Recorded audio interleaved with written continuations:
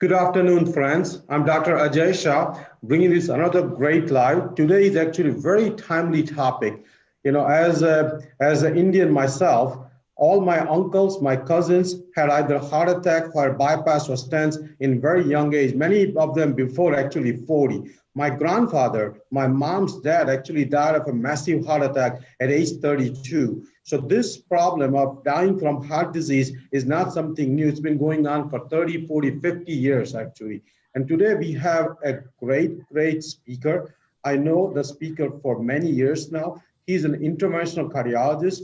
Now he is a fellow of American College of Lifestyle Medicine. So he brings actually a great combination of interventional cardiology who does stenting and many of the complex heart procedures in the cath lab, at the same time very well versed in how to prevent with healthy lifestyle. He actually is my mentor. I learn a lot from him. He's research and evidence-based. And matter of fact, I personally believe that he is the encyclopedia of all the research studies ever done. So let's welcome Dr. Koushik Reddy. Welcome, Dr. Reddy. Wow, Dr. Shah, thank you for that introduction and the kind words. Appreciate that. So today we're gonna do something simple. Today I'm gonna give actually the microphone and the live session to Dr. Reddy. He's going to actually tell us about 40 minutes of his talk, and then we will open up to 20 minutes of question and answer. So if you have question and answer, if you have a Zoom meeting, please go ahead and type your questions in the Zoom meeting. If you're on Facebook, go ahead and write your questions in the Facebook, and I'll read out to Dr. Reddy. So let's have Dr. Reddy start now. Go ahead, Dr. Reddy. Thank you, Dr. Shah. Can you hear me? Can everybody hear me, right? Can everybody mute their microphone, please? I will mute individually, but please keep your microphone mute throughout the talk. Dr. Shah, can you hear me? I can hear you. I can see your slides and I can hear you. Absolutely. Thank you. Thanks for those kind words of introduction. Much appreciated. I don't know if I'm an encyclopedia, but it's been a humbling experience to get into the concept of lifestyle medicine and learn as I go while I continue to be, what I trained to be, an interventional cardiologist.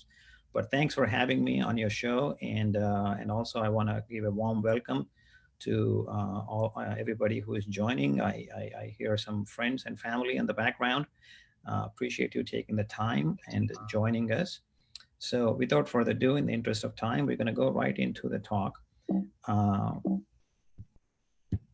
Okay, why am I not able to forward the slides? There we go. So I have no disclosures of any kind, and this presentation is purely for educational purposes. Please do not take this as a professional medical advice. Based on this discussion, should you feel the need to make any dietary or lifestyle changes, please seek a professional advice from your physician. Okay, that's important. So the main objective of this talk is, if you see my presentation as a pure, nicely put together PowerPoint, I would like for that PowerPoint to somehow translate into a personal commitment on your end, right? Otherwise, it's pointless. And if you see this as some kind of a monotonous one-way lecture, I would like for that to be somehow translate into your lifestyle change.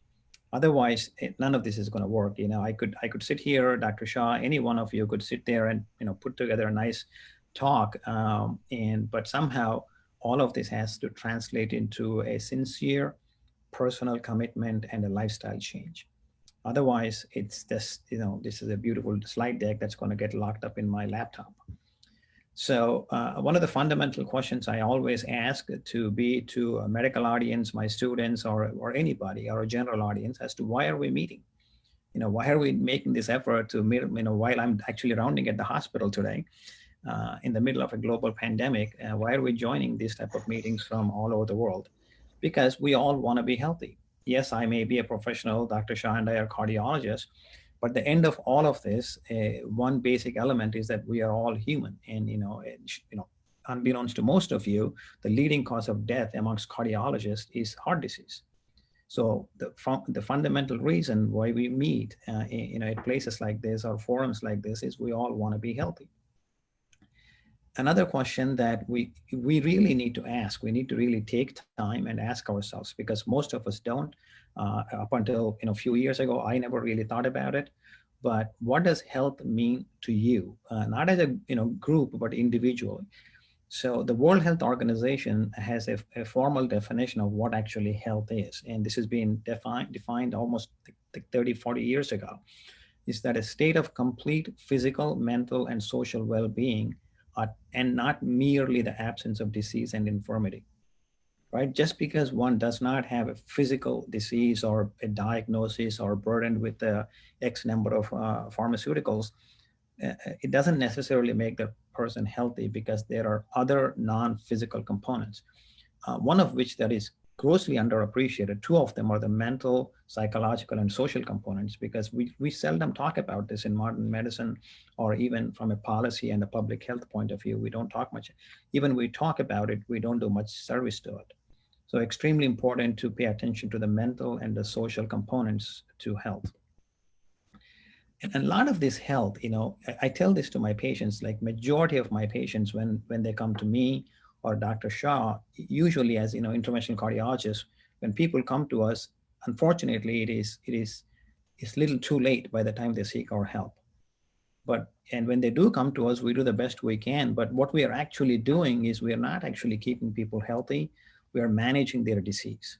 So there's that little difference I want everybody to kind of think about and appreciate, is the difference between staying healthy and working on diseases being managed.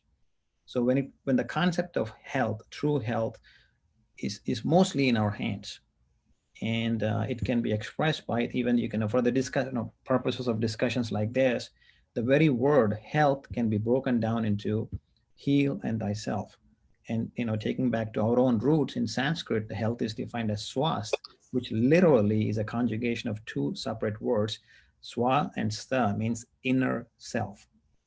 So majority of health is because us not paying attention to some of the basic foundations of lifestyle medicine, right?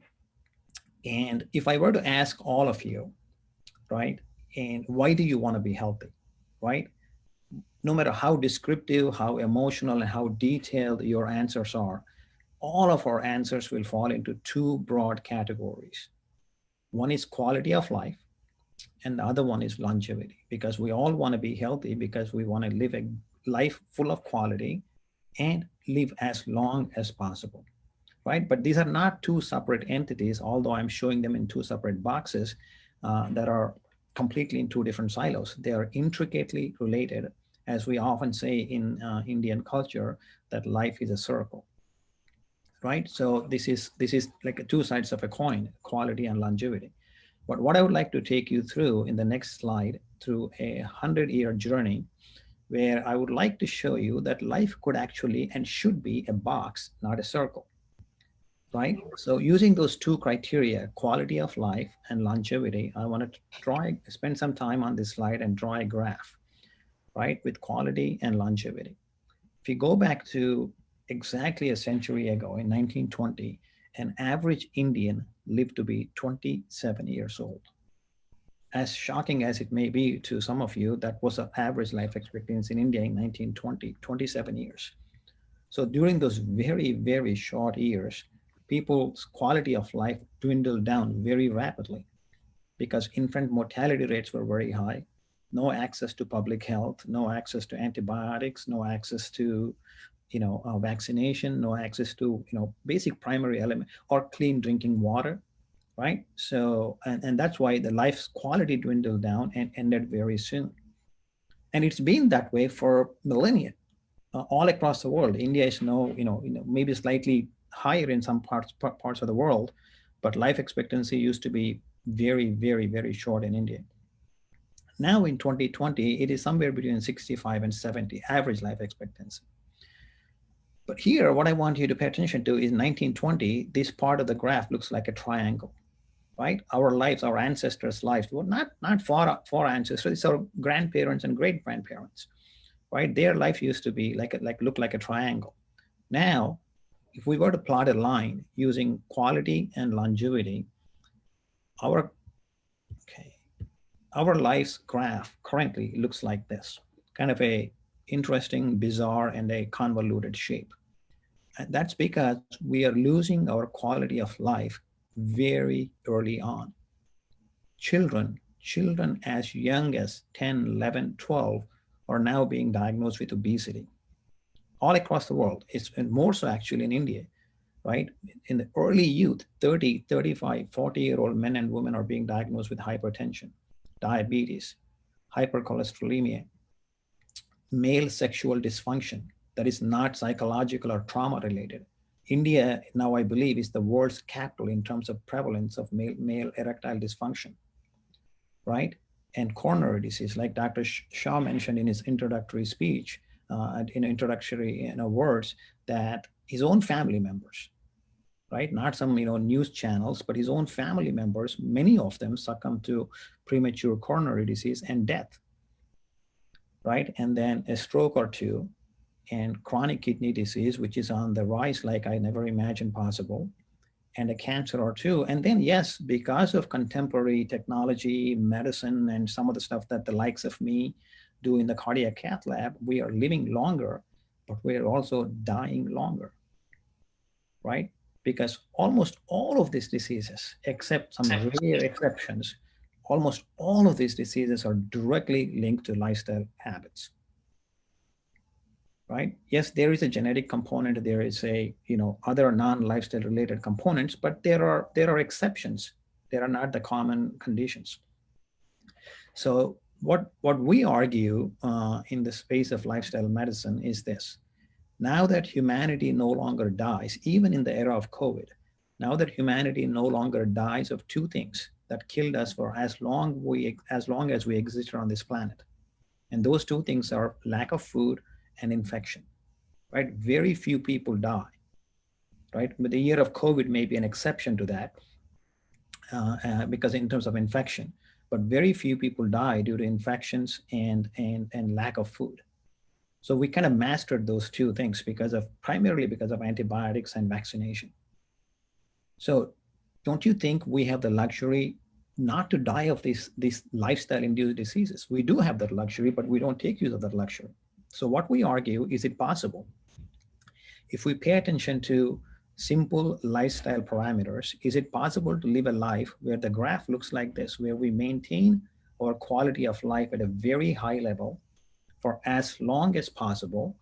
And I just arbitrarily chose 100 years, right? And come the time, you die short, right? You live long and die short. And that's what I mean by, now if you look at from the triangle, right? Social anthropologists call this concept the rectangularization of life. And I called it life in a box, right? If you see that, so this is what we should strive for. At least this is what we should strive for. So don't be, to put this in the, paraphrase the words of the past president of American College of Cardiology, Dr. Kim Williams, is that I'm not afraid of dying, but I just don't want it to be my fault. Right? And people tell me, sometimes when I speak like this in front of my fellows and, colleagues, they say, Koushik, you speak like you're never going to die. And I laugh at it and say, well, that's the whole idea. What's wrong in trying? Right? So our life's graph should look like a box, because one day or the other, no matter how hard we try, we're all going to end up in a box. Right? So let's now get into some of the little details into what the situation in India is, and as to why Dr. Shah and I kind of decided to put this talk together. So it turns out at the turn of the century, the cardiovascular disease now has become the leading cause of mortality in India. Heart disease is now no longer infections. Heart disease is the leading cause of mortality in India. And sadly, an average Indian develops heart disease 10 years sooner than any other ethnicity on the planet, 10 years sooner. And cardiovascular related deaths before age 70, right? Heart disease related deaths before age 70 contribute about 23% in the Western world, 52% in India. And per every case, the case fatality rate is also much higher in India.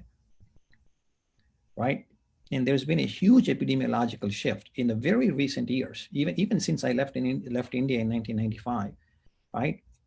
There's a tremendous marked drop in mortality due to infectious diseases and malnutrition, 50% drop, right? But there, as a consequence of that, there has been a significant increase in life expectancy in India in a very short period of time, right? But sadly, in addition to all of this, one thing that I have literally seen it, most of you who are currently living in India, who are my age, 50 or older, you have seen this. You have seen this in the past 25 to 30 years as to how the dietary pattern and lifestyle has dramatically shifted uh, toward the negative side of the spectrum. And as a consequence, 60% of non-communicable diseases in India or related non-communicable disease mortality is due to cardiovascular disease, 60%. And this is not uniquely urban. This is not like this is happening in Hyderabad, Delhi, and Mumbai and Chennai. This is actually happening surprisingly and shockingly at a higher rate in rural areas. Right? And this is slightly an older slide, but as of 2015, it was expected that this will cost India $250 billion in healthcare cost, as estimated by the World Health Organization. I believe that we already, surpassed this cost burden, right? And as a consequence, 25% of all deaths, 25% of all deaths in India are due to cardiovascular disease. And when you compare it to 100,000 population, India loses about 272 people compared to the rest of the world, which is slightly lower, 235 people. And ischemic heart disease and stroke, of all the cardiovascular diseases, ischemic heart disease, which is heart attacks and an angina type of a blocked coronary arteries, and having a stroke, is 83%. And that number went up by 59% between 1999 and 2010. And all of this happened since I left India. It's just shocking. And it's only been 25 years now, but it's shocking that this much epidemiological shift has happened in less than a generation. Right? So what I was alluding to earlier, this is not a uniquely an urban problem. Right? This is actually a scaringly a rural problem also, because there's been a 14-fold increase in cardiovascular disease burden in urban areas, but there's also been a 7-fold increase in rural areas, right? So it is predicted, between 2005, the absolute number of CVD was predicted to go up by 70%, and it did by 2015, because we were 5 years past 2015. Right? And the prevalence of one single risk factor, I can literally, I don't know how many people are on the call, Dr. Shah, but I'm throwing out a challenge to, send us a message that is there anybody who is listening to this, if you have a household, either in India or Indian ancestry in America, and where the household is more than 45 or 50 years old, please tell me if there's one family where somebody within your first circle of family or friends is not taking a blood pressure medications. I have not come across that family, because there has been 138% increase in the prevalence of hypertension, in patients with cardiovascular disease in India. And that is between 1990 and 2013. Right? So why is there such a burden? Why are we seeing such a burden, right? So to do that, let's look at this fascinating study, this is one of those papers which is pretty much written in concrete in cardiovascular medicine, is the risk attributed by individual risk factors, right? The total cumulative risk per risk factor, and when you add all of them up, right? Smoking, right, puts you at this risk. Diabetes, high blood pressure, and we're calling it ApoB and A1 basically to be because there are a lot of non-medical people. This is basically high cholesterol, right? You put any one of these three together, first three together, your risk goes up. You put all of them together, risk goes up. Right? And to that, you add obesity, the risk goes up. One of the most important things that we don't talk about, we really don't talk about in the US and in India as much as we should, is the burden imposed by psychological, social determinants of health. If you add those things, look what happens to the risk. Significantly. But if you really do the math, actually it contributes one of the highest, delta increase. And then you put all of this together, it's really scary as to how exponentially the odds ratios go up. We're going to come back to that in a slide, as to why this is important, as to look at each one and the combined risk of risk factors. So we're going to go through each one of them. Turns out that 30% of adults are still smoking in India. A third of Indians are still smoking. And some of us, most of us who live in the cities may not see this, but a lot of people smoke, BDs and, like village-made cigars kind of stuff in Indian rural villages. And if you go to, northeastern states, the prevalence of smoking, active smoking, is as close to as 65 to 67%. And sadly, the trends are increasing among Indian youth. Next one thing is hypertension, right? Almost 30 to, depending on which series of publications and statistics you read, anywhere between 30 to 45% of Indian adults are diagnosed with high blood pressure. And the total number is expected to reach up to 213 million people by 2025. And this is a unique exception, where the prevalence of India compared to the rest of the world, the prevalence of hypertension, India is actually going up. Right? Same thing with diabetes. In the past 2 decades, there's been a doubling of diabetes in urban areas. And this is what I mentioned earlier as to what's happening in rural areas. Although the absolute percent numbers are lower than the urban areas, the percent increase in the past 20 years in rural areas of type 2 diabetes has been quadrupled, 4-time increase. And close to 70 million people in India are expected to actively have diabetes. That's assuming that we truly believe the data that's coming out. As most of you know, data gathering is a little difficult in India. And we're expected to have over 100 million type 2 diabetics by 2030. Right? And on top of that, close to 80 million people are pre-diabetics.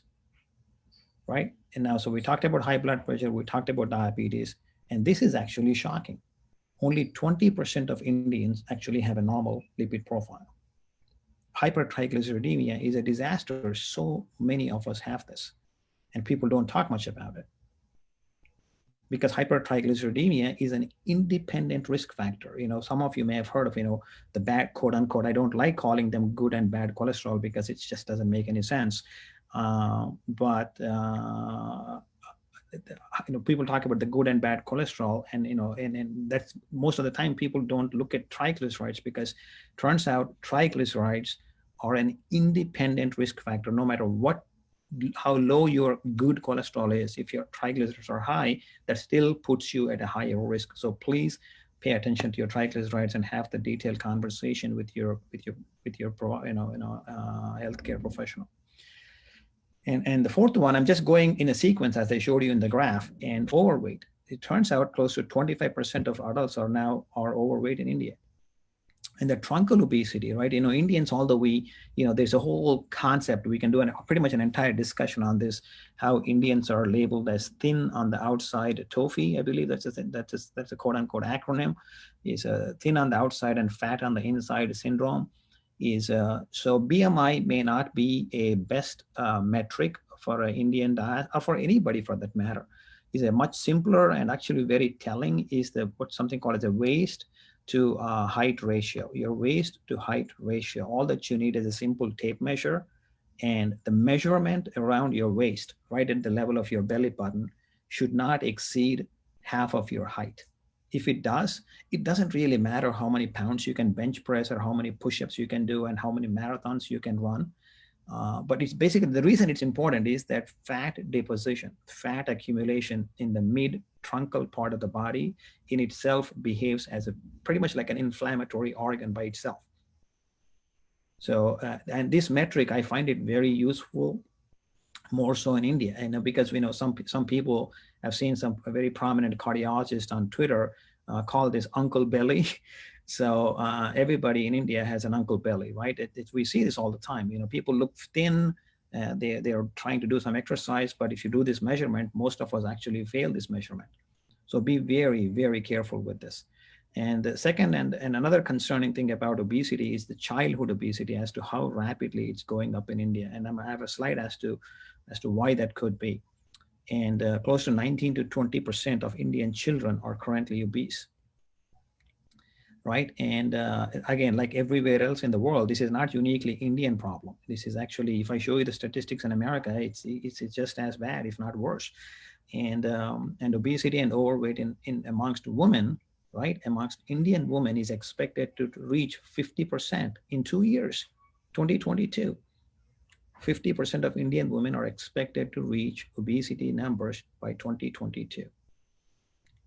How about physical activity? Lately, I'm actually on WhatsApp with a couple of running groups, partly, based here and partly based in India. But we are the rare crazy exceptions. Most people are not, they don't even have a recreational physical. 90% of the Indian population is not even involved in a day-to-day recreational activity. And again, I say that, but with the comfort and luxury of living in this country and having access to gyms, I get it. I completely get it, and I respect that. This is the reason why the social determinants. It's easy to say go exercise, but a lot of people are struggling to make days ends meet, right? But I'm just telling you where the situation is, not with a tone of judgment, but just to show what the situation is. And this is the big one, right? We're going to spend a lot of time on this food, right? Because we think nobody disagreed with anything that I said so far. But when it comes to food, because everybody eats, everybody has an opinion, right? And everybody is an expert, and that's what when we see this all the time in personal discussions and social media conversations. Everybody agrees about all the other components of lifestyle medicine and cardiovascular risk factors, but when it comes to food, the knives come out.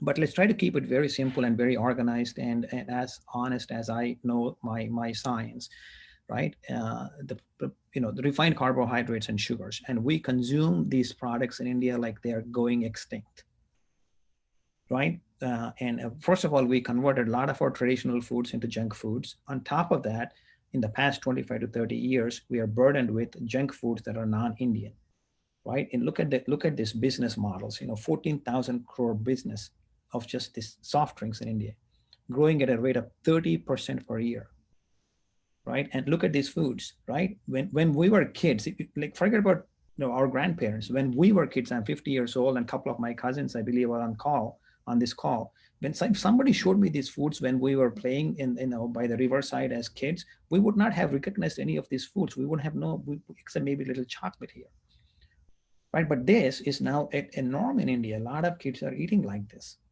highly refined processed sugars and sugary drinks. And if you look at the graphs, the consumption rates are literally going like people are climbing Mount Everest, right? And sugary beverages. So I really like this survey. What they did was they asked children in India, what percent of children consume any of these products more than 4 times per week.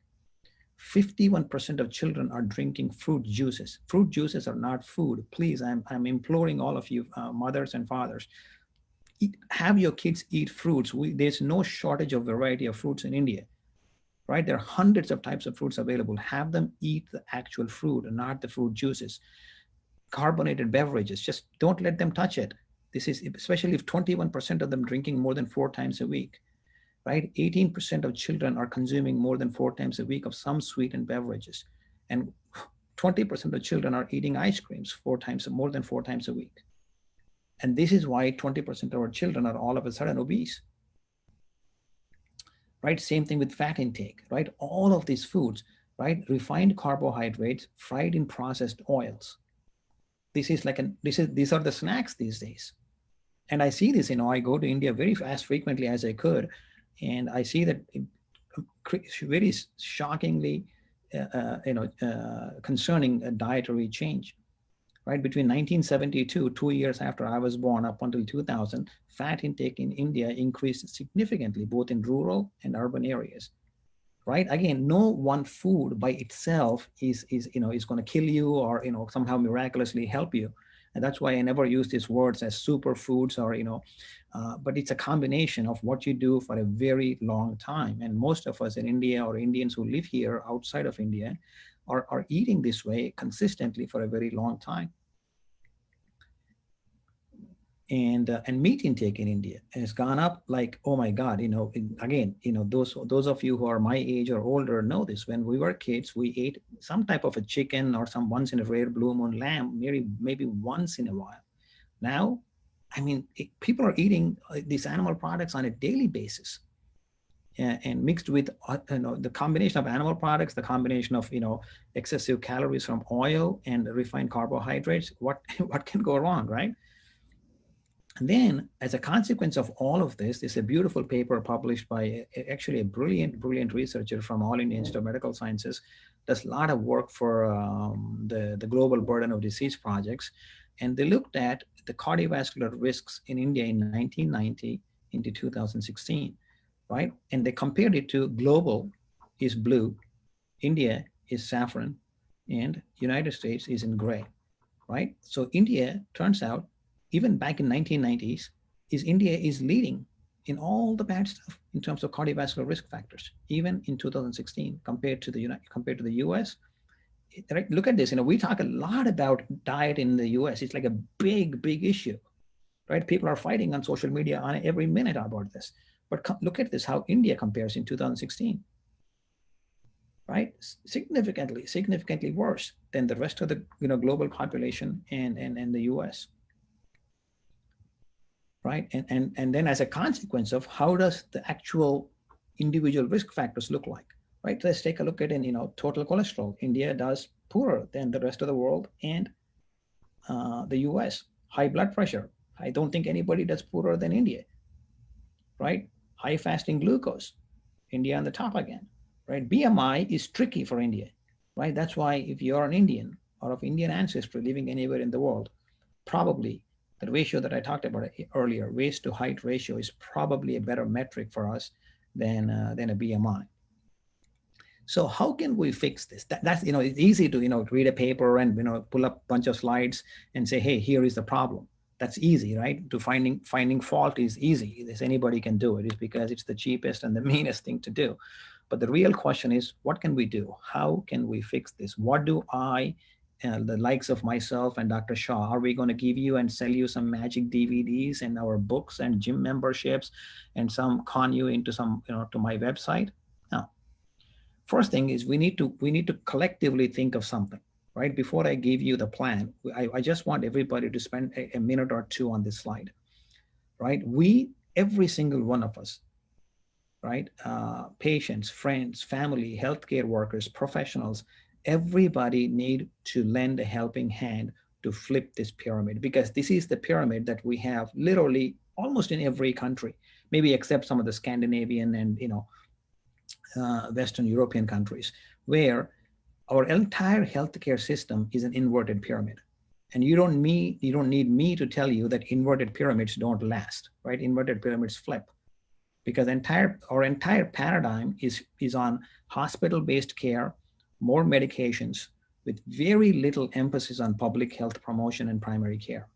So we literally need to flip this pyramid, where the entire emphasis is actually we care for the health of the people with public health promotions and primary care. And there's always going to be need and room for people like myself who are going to be locked up in the cath lab and the hospital-based medicine. But what I am making a plea is, don't meet us there.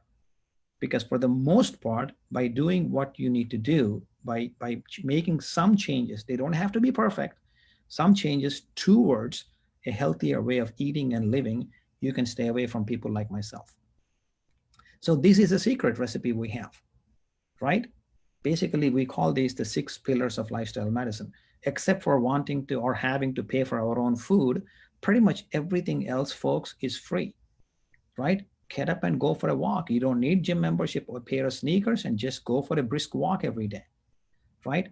Quit alcohol, quit tobacco. There's absolutely, this chewing ponds in India, smoking, all of that has to stop, right? Otherwise, it's none of this is going to matter. Right? Of all these 6 pillars, if there's one thing that matters the most, is quitting tobacco.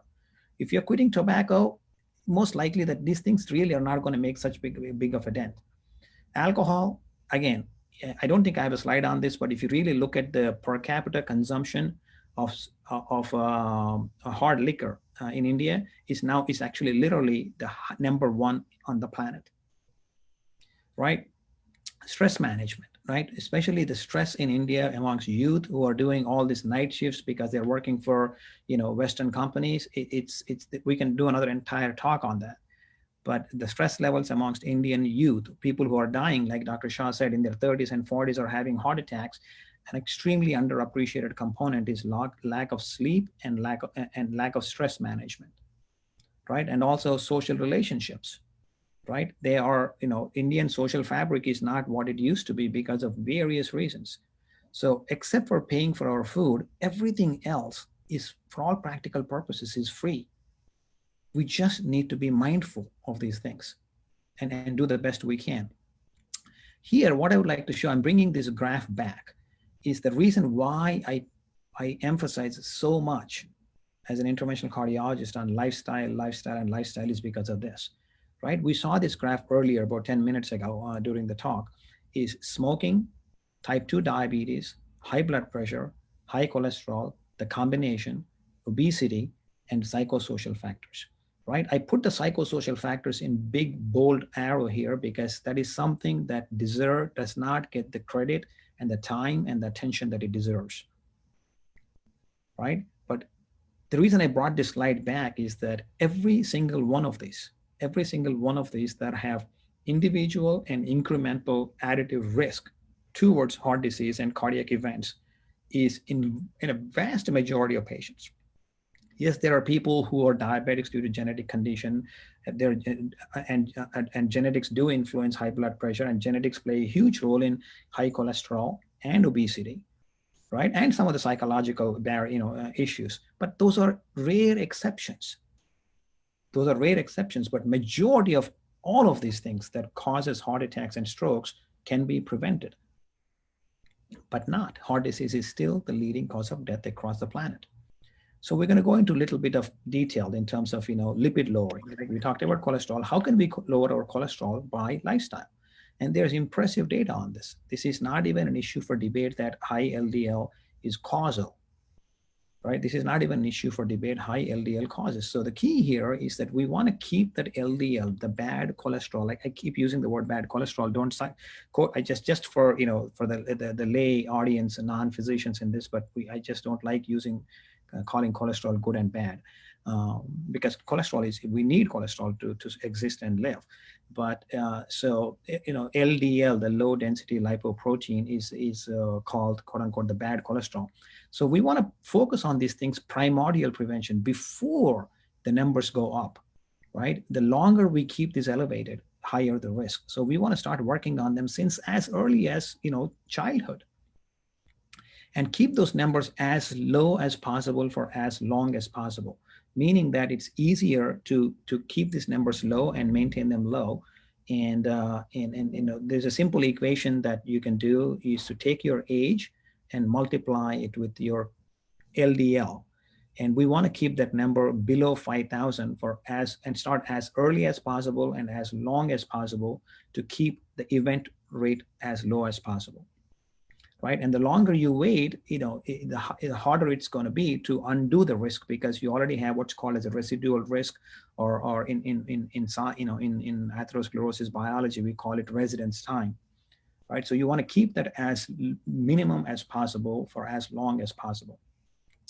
And then we have pretty impressive data showing that a diet that is rich in plant-based material, unprocessed plant-based diets, right, from multiple sources and a meta-analysis clearly showed that a diet that is rich in unsaturated fats, also low in refined carbohydrates, low in saturated fat, consisting of mostly plant-based material, and high fiber diets can lower your LDL just by that itself, without any added drug therapy, can lower LDL by 30 to 40 milligrams. If most people do this, where the intention to treat is primary prevention, it like most of people like myself will be out of job, right? And that's why it's made it to the guidelines, right? Next thing, hypertension, and this is extremely well established, right? A good portion of high blood pressure can be completely eliminated with diet, exercise, adequate sleep, adequate, trying to stay as close to ideal body weight as possible, and minimizing processed food and minimizing alcohol. And that's why this, some of you, I don't know how popular DASH diet is in India, but it would, again, yes, ethnically, we are different from, from the populations from which these studies have been derived, but it's just about the same risk.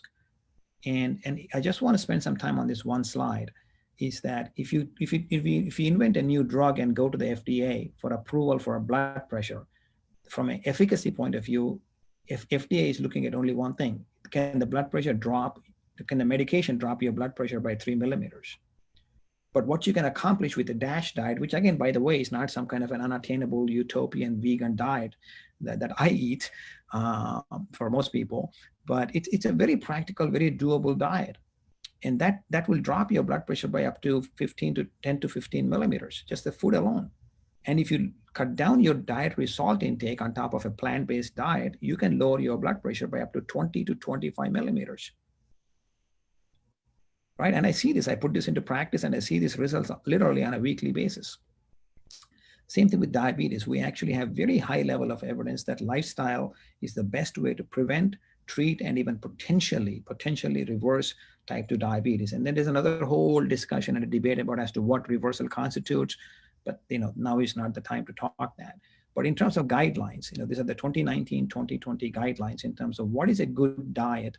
This is through the American Diabetes Association, right? They support pretty much all the diets there are, as long as you just don't calorically exceed yourself with too much calories. Pretty much all diets work. In terms of how you work it in, what else is just not just diabetes, but when you're consuming X type of diet for a very long time, yes, you can get your diabetes under control. Pretty much all these are listed. This is not my personal opinion. This is actually the 2019-2020 American Diabetes Association guidelines, that you can pretty much do any one of them, but most of them are predominantly plant-based. The American Association of Clinical Endocrinology, on the other hand, takes a different approach. What they say is that lifestyle therapy for type 2 diabetes begins with nutrition, and they emphatically say that all patients should primarily resort to or depend on unprocessed plant-based meals.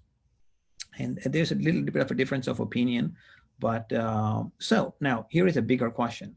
So I say all of this, like diabetes, hypertension, high cholesterol, and obesity, all of this can be lowered, prevented, and potentially reversed with lifestyle alone. But then all of us heard this from patients, friends, and family. Say, hey, doc, all of this is nice. We hear you, but the damn disease runs in my family. It's the genes. There's nothing we can do, right? We have all heard this. If you're a physician, you heard this from your patients. We heard this from our own family. So let's take a look at this. So I'm going to read exactly what was said. There are no old men in my family. All branches of my family tree have been cut short by cardiovascular disease. I believe the people in this room have the power and even the duty to change that. These were the words by, I think he was 47 or 48 at that time in 2017. This was the president of American Heart Association a day before he himself had a massive cardiac arrest while attending and presiding over the American Heart Association's annual meeting in 2017, Dr. Warner. Right? And if the slides will be made available to you, I strongly urge you to click on those links where there's a beautiful video as to what this is all about. So a 47, 48-year-old president of American Heart Association has a massive heart attack. And if I remember correctly, he actually had cardiac arrest, had to be airlifted to a nearby hospital where he had 2 stents to the left anterior descending, right? So in terms of genetic risk, right, what do we know about genetic risk? And there's a lot more data since. This is data from 2016 where people looked at 3 large databases and looked at the genetic risk. If you have X amount of genes or a genetic risk, we can tell you that you're at a high risk for heart disease, right? So let's say they do the test on me and tell me, hey, Koushik, you are at a high risk of heart disease because your genes are telling us that. But I chose to do a few things. I chose to never smoke. I chose to keep my BMI below 30. I strive for a BMI below 24 or 23, but it's very, very liberal definition. Physical activity of some sort once a week, and adhere to at least half of this healthy eating, not even fully, right? So this is not an unattainable, crazy, very difficult definition of a healthy lifestyle. This is something that I look at and I laugh at this. But even by a weak definition, what can be accomplished in the setting of a high genetic risk? In the setting of a high genetic risk, you can still lower your event rate by up to 50%. And same thing has also been duplicated in the United Kingdom Biobank. It's yielding data like amazing stuff coming out of this one biobank in UK. Every week I learn something from this database. But what they showed is that even in the setting of a high genetic risk, if you do not adhere to, or if you do adhere to a healthy lifestyle, your risk of stroke can be lowered by 66%, even in the setting of a genetic risk. So what I concluded from this, that I like saying this, is that even if our fate is written deep inside of our genetic code, I believe that it is written in pencil.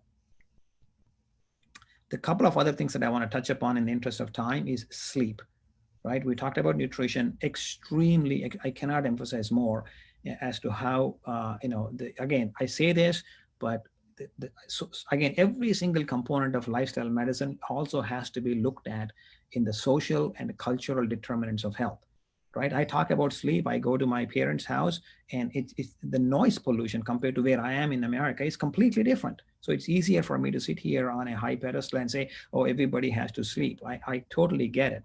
But if there's an opportunity to make the difference, please make sleep a priority. Don't let your sleep become a dream, because anything less than 7 to 8 hours a night has been, again, we actually even have Mendelian randomization data where Mother Nature, distributes us evenly. And when you look at those patterns, there's again, we just don't have enough data to say that it is in itself causal, but there's a clear association that people who sleep less tend to have much higher heart attacks. And we actually see this in America, where we conduct ourselves a stupid experiment of changing time twice a year.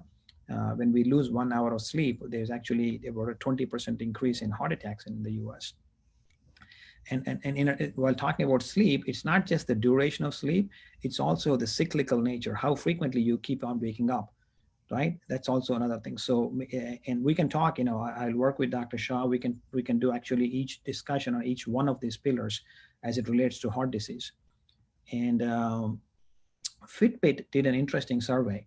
This is not published, but because it's not a peer-reviewed paper, but it's on their website somewhere. They looked at 18 countries, including India, so mostly developed countries, and they looked at sleep. An average Indian, well, these are not average Indians. Indians who are walking with a Fitbit are not average Indians. These are health conscious people who actually have a Fitbit, and they allowed their data to be dumped into the Fitbit's database, right? India turned out to be the second most sleep deprived country on the planet, right? We are sleeping 48 minutes less than the UK and 32 minutes less than the US. And in terms of exercise, an average Indian is only walking 6,533 steps a day. I get upset if my watch tells me less than 16,000 steps a day. So that average of 6,500 steps a day is about 3,600 steps less than the 18 country average, right? So basically my message is eat well, sleep well, and learn to manage your stress, and please avoid tobacco. So that's my last slide. I will stop here, and literally, if the time allows, we can go into the nitty-gritty details and make an entire hour presentation of each one of the slides. But I will stop here. I'm about 3 or 4 minutes past the allotted time. Sorry about that, but I will stop here, and we are open to take any questions, answers, or comments. Wow, this is great, Dr. Reddy. This was one of the most comprehensive, very logical, and you started with setting up the stage, and then you led us through how we can prevent it. And like you said, the incremental risk factors in an intra-heart study, the waist to hip ratio, the LDL itself, the triglyceride, the insulin resistance, the diabetes, smoking. I think there are just a tsunami of all those factors coming to us. And I think with the guidance of physicians like you, cardiologists like you, we can definitely turn the tide around. And I think there are some questions, but this was very comprehensive. So fortunately, a lot of questions have already been answered. This video will be on YouTube in a few hours. So please watch again and again. I highly advise you to watch 2-3 times. I also ask you to share your Facebook feed and also share the YouTube video to your friends and family. This can be a lifesaver. Dr. Reddy was gracious enough to spend his time on his call day. I'm sure he's very busy on his call being interventional cardiologist. So please, let's use his expertise to the best maximum possible, not only for ourselves, for myself, and all our friends and family. So let's start with some simple questions. There was one common question that in India, ghee is a very popular nutrient. What are your views on ghee? Because that question always has been asked by my sister, even all my friends in India, even my parents. They all say that ghee has been around for thousands of years and ghee is actually a healthy thing. I obviously disagree with it, but I want to hear your views. So the way I look at it, I get asked this type of questions, from Indian, in my own family and friends, both there and here. And the way I look at foods is that, we should never look at food as one individual entity, right? That's why you never hear me say superfood and then say, hey, eat this leaf or eat this thing, eat this, eat. Yes, some of these habits have been there for thousands of years. But remember how humanity has transitioned. Thousands of years ago, right? The whole idea, because remember, forget about thousands of years ago, 100 years ago, an average Indian died at 27, right? So the basic mindset, because you saw people around you dying very young, right? Evolutionary programming back then, up until recently, was to live, because that the statistical odds of you not living past 27 are very high. So the focus was on reproduction. We actually call it, humanity was completely preoccupied with one thing, and one thing is fecundity, is to make as many children as possible, because you're going to die soon. So from that, within 100 years, now we are living double the lifespan of our great grandparents. So now we got to look at this dietary, how would these dietary consequences, right? I don't know, when somebody says that we did this for thousands of years, I said, like, what else do we do like we did thousands of years ago? We don't do anything what humanity did thousands of years ago, except just basically be humans, right? So what we need to do is that, what can we eat that's going to keep us healthy for longer from today forward? Because I don't want to hear what people did thousands of years ago, because thousands of years ago, people died in their 20s and 30s. So that is my philosophical discussion. But in terms of what ghee can do to you, is that it has a lot of oxidized LDL. It can raise your LDL. And then so again, am I going to say to people that you should never, ever, ever eat ghee? No. I used to eat ghee by the cuploads when I was a kid in India, but what would have happened to me if I continued that habit? I don't know. My LDL right now is 47 without any treatment. It would have probably be 147 if I continued that way on a regular basis. So look at this as a pattern, right? No one food or no one habit is either good, or except for maybe smoking, or intrinsically by good or bad by itself. It's the total caloric intake, how much burden it's going to add, and also it has to be individualized, right? The one way to find out is that if you're in the habit of eating ghee and your cardiologist is screaming at you because your total cholesterol and your LDL and triglycerides are high, change the dietary patterns. Stop the ghee and see what happens. Stop the processed carbohydrates and stop the sodas and Coca-Cola and see what happens. So that's the approach that I take, because it has to be individualized. I cannot just say to an entire Indian population that nobody should ever eat ghee. That's just not practical. I agree. I think that's an excellent point. I think ghee being such a calorie dense food, I think people who are physically extremely active, like very active farmer, people who are pushing those carts on the streets, maybe sometimes they need some calorie dense food, like 5,000, 2,000, 1,000 years ago. But I think for most of us, I think ghee probably is too calorie dense to have in our diet. Like you said, once in a while, if you have a ghee made dish, I understand that. But ghee on a daily basis probably should be avoided for most of us, people particularly who are not active. Like you said, your cholesterol will be definitely high if you continue eating ghee and cut down on your steps, which you have not. So the next question, which was a very popular question also on a Facebook feed, that people with diabetes and even people with heart disease, this keto diet has been in fashion for the last 5, 7, 10 years, just like Atkins diet was. I personally believe that keto diet is not the right diet for most of us. Obviously, it has some role in certain epileptic and seizure patients, but in general, keto diet, I like to avoid in my patients. What are your views on keto diet? So again, it comes to an interesting thing. Everybody, for example, I quote unquote get labeled as a plant-based guy. So let's say for discussion purposes, you call the plant-based guy the phyto guy, right? And then there is my colleague or a friend or a quote unquote an opponent from a dietary point of view. Let's call that person the keto guy. And then there is never ending. I see this on social media all the time. People, every single day I see somebody fighting about keto and plant-based, keto and plant-based. But the bigger picture is that, I'm sure they have this in India also. Then we have this snacks called Cheetos. They're one of the most processed food that you can think of. So I joke around it. Hey guys, look, while the phytos and the ketos are fighting the battle, right? The Cheeto is winning the war, right? That's the problem.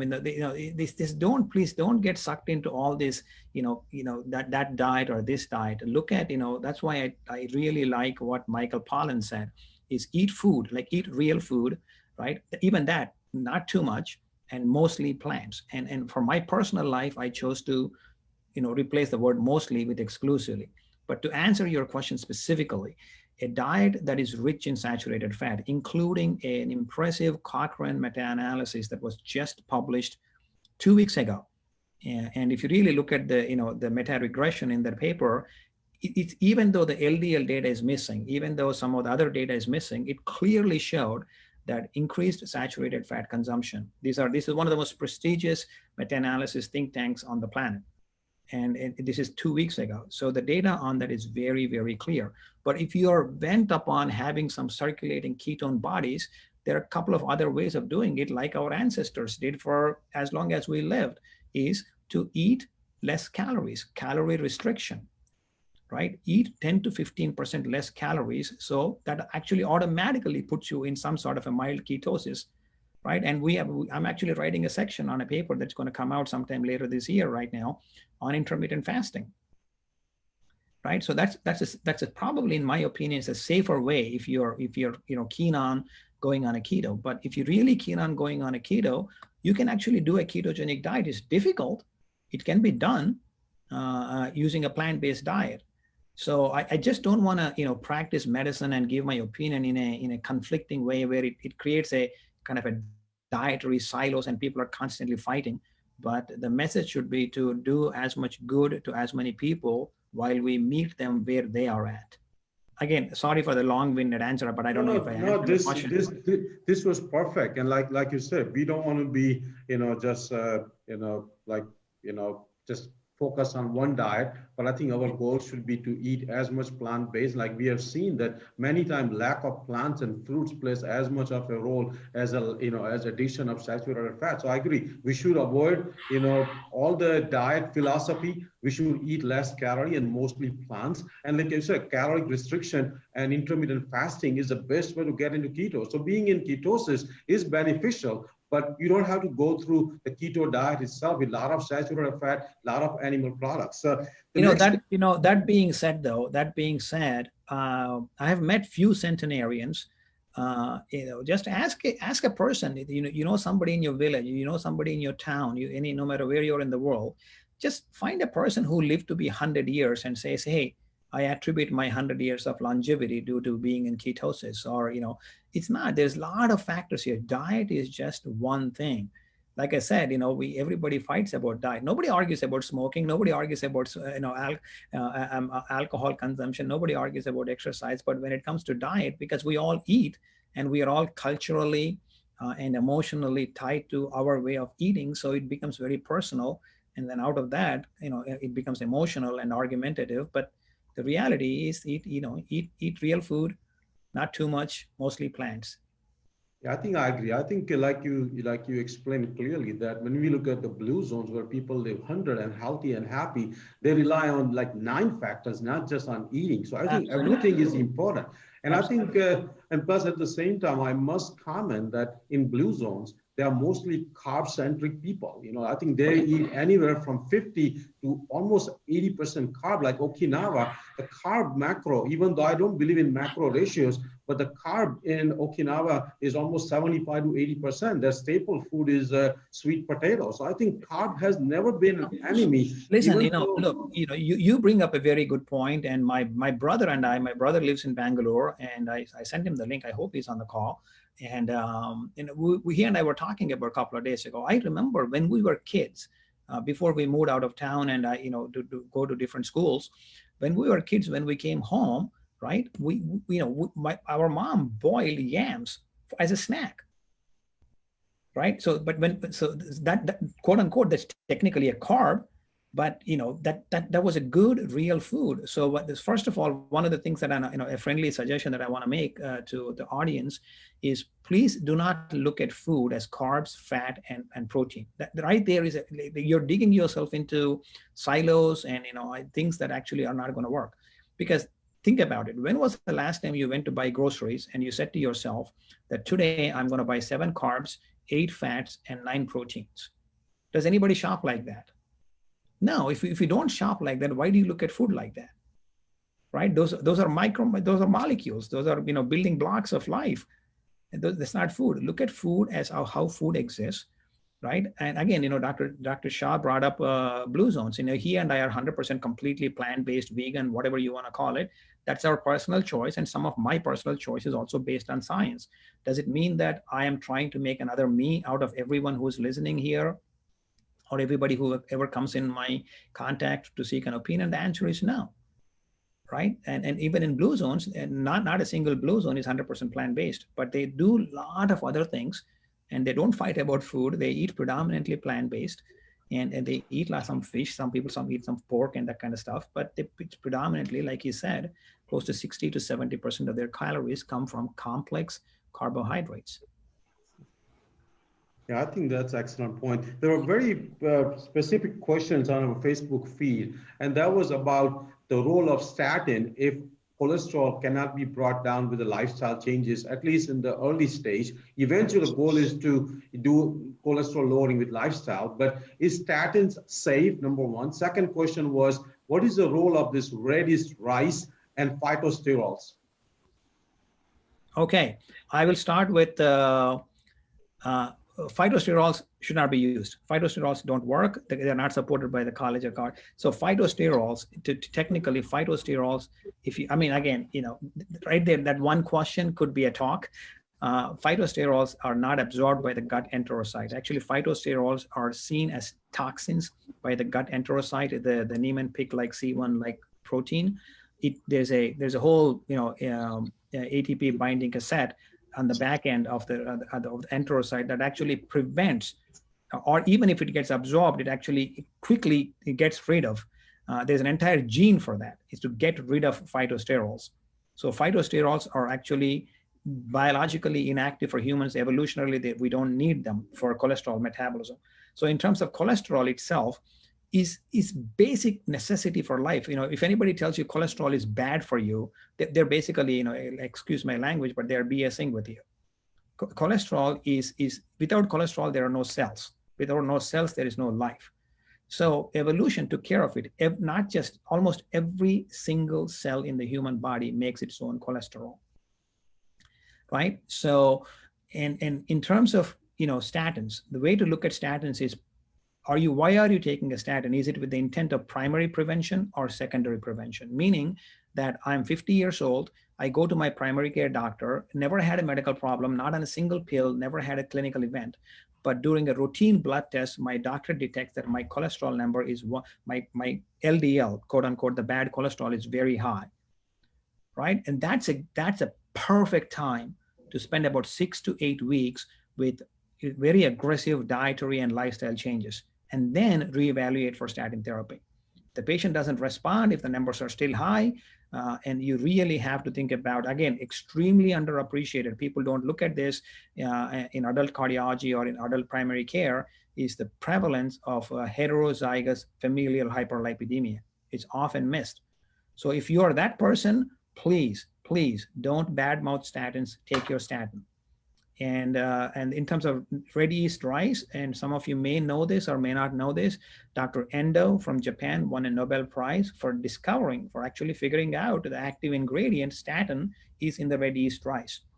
There's no way you can eat enough red yeast. If you meet the clinical and medical indications for statin therapy, there's no way you're going to get that biological quantity by eating red yeast rice, right? And in terms of safety profile, yes, again, this is one of the most well-studied medications. But again, every medication does come with a certain risk, right? There's a certain risk of myopathy. You should know these risks. There's a risk of myopathy, exceeding myopathy as in muscle cramps and leg pains and muscle pains. And exceedingly rarely, you could completely go into a disastrous condition where the muscle breaks down.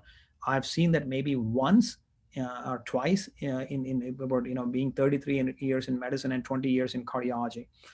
And that liver toxicity, right? And then if you're a pre-diabetic, there's a possibility that there could be a potential conversion to a diabetic.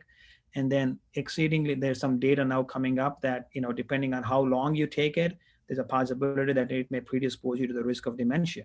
But this is not unique. Every single medication that we take comes with a risk. But if you already had a stroke, if you already had a heart attack, if you already had any vascular atherosclerotic plaque buildup in any blood vessel, please, please, please, even if your LDL comes down to normal, but if you already have established disease, please do not come off of statin. I cannot emphasize this more, because statins do many, many other things just besides lowering LDL.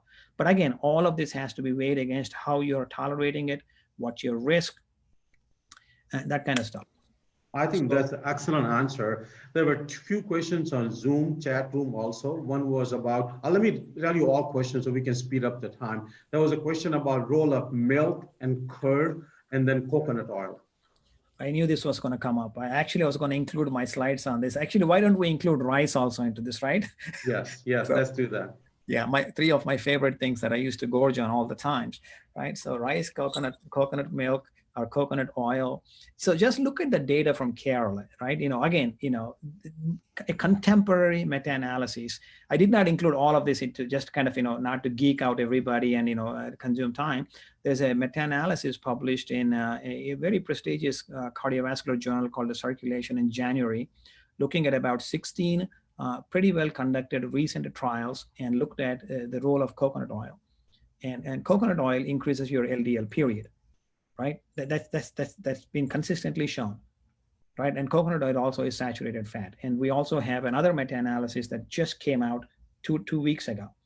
So again, eat the coconut, real food. If you want to seek the benefit, like we do, in the Hindus in India, when every Saturday or Sunday when we pray, we break a coconut, right? Mom gave you a little piece of coconut, eat that coconut, whole foods.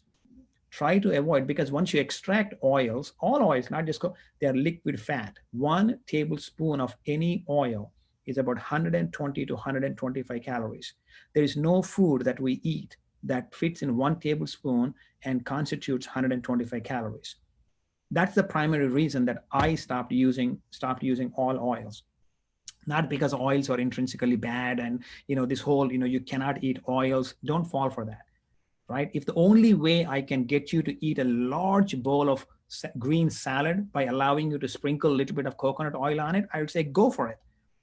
Absolutely do it, because instead of eating, fried food and French fries and some cheeseburger, if you're eating olive oil with olive oil or coconut oil with a large bowl of salad, right there you change your risk profile, significantly. So again, I come back to the same logic. Don't look at any one food by itself as good or bad. How you're actually using it, how long you stick to that pattern, because these things don't happen from week to week. These things happen from decade to decade to decade. Wow, right? That's great. That's great. And so there was another question, which also I think is an important question, because all of us, even as a physician, all of us have that question that how much plaque I already have. Like you said, disease starts at a very young age, even at age 5 or 10. And if somebody is 30, 40, 50-year-old, if that person wants to know that how much plaque burden I already have, essentially the question is role of calcium scoring, role of CIMT, which is the measuring the thickness of the carotid intima. So do you use them, and what are your views on them? Yeah. So the thing with carotid intimal medial thickness, it's a good test, but you need the quantifying it is very difficult. It's really, you need a very, very, very skilled lab technicians to measure carotid intimal medial thickness. It's not like you can go to any Joe Schmo and they're going to measure your CIMT, but basically it's a direct measurement of your atherosclerotic process. So is calcium scoring. Calcium score of 0 is actually now an independent predictor of cardiovascular events. But that being said, just again, last week, there was another paper that actually quantifies, because remember, by the time you detect calcium, right, calcified plaque is a late stage in the game. So by the time you detect calcium, you already have atherosclerosis. right? So, but that being said, calcium score is a good tool, but comes with X amount of radiation. But all these testings has to be actionable. What are you going to do with that information, depending on where your risk is and what are you willing to change, be it a lifestyle or be it you wanting to take a medication, right? Otherwise, don't expose yourself to these tests. So these tests are not for routine screening, right? And that's why if you feel like you have family history and you have XYZ risk factors and you want to know, yeah, please consult with your cardiologist. They will explain the risk, benefit, and alternatives to you, and then go from there. Wow, that's great. So I'm going to ask our good friend, we both know him, and that's Venkata Vedam. He's from Chicago. He's actually doing some great work. He has made even a group on a Facebook, which is a very, very active group. I'm a member of it. You are a member of it. My wife is a member of it. We all are a member of it. And he's doing some great work. He's working with Dr. Montgomery. I think he's doing an excellent work. He has a question. So let me unmute him and then go ahead, Venkata. Please go ahead. Hi, Dr. Koushik. Hi, Dr. Aajay Shah. Doing phenomenal work. This is very good. The question I want you to address is, a lot of people say, hey, I don't want to lose weight. You talked about the ratio between the waistline with the height. And at what point do you say, oh, okay, you know what? First of all, I believe that if you're reducing your waistline, even being a little underweight is okay.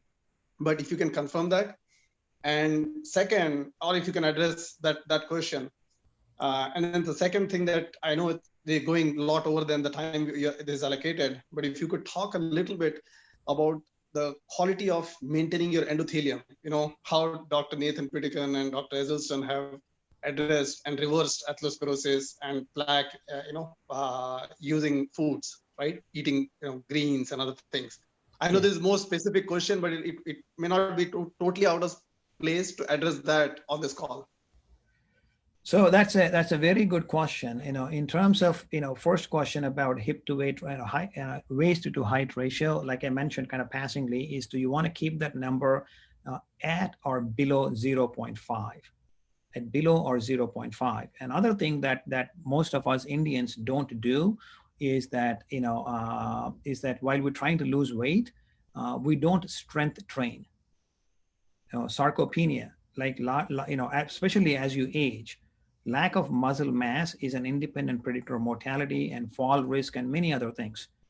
So while you lose weight by doing whatever it is the cardio workouts and eating healthy, please focus on so that way you don't lose absolute muscle mass and you lose your total body weight.